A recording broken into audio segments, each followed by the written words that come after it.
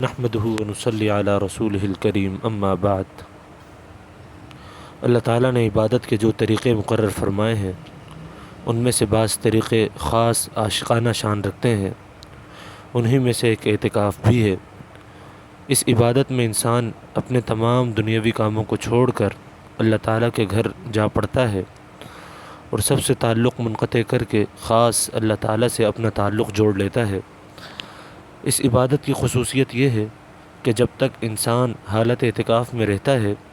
اس کا لمحہ لمحہ عبادت میں لکھا جاتا ہے، حتیٰ کہ اس کا سونا، اس کا کھانا، اس کا پینا سب کا سب عبادت میں شمار ہوتا ہے۔ اور دوسری بات یہ کہ اس اعتکاف کی وجہ سے شب قدر کی دولت اس کو حاصل ہو جاتی ہے۔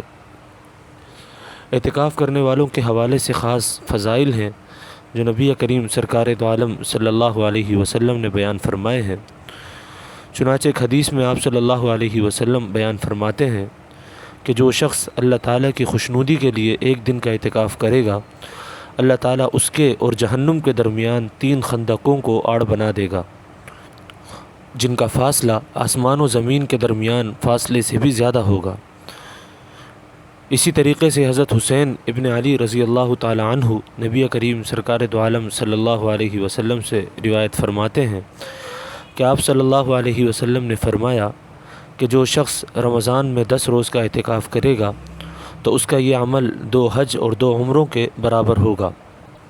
اسی طریقے سے ایک اور حدیث میں آپ صلی اللہ علیہ وسلم ارشاد فرماتے ہیں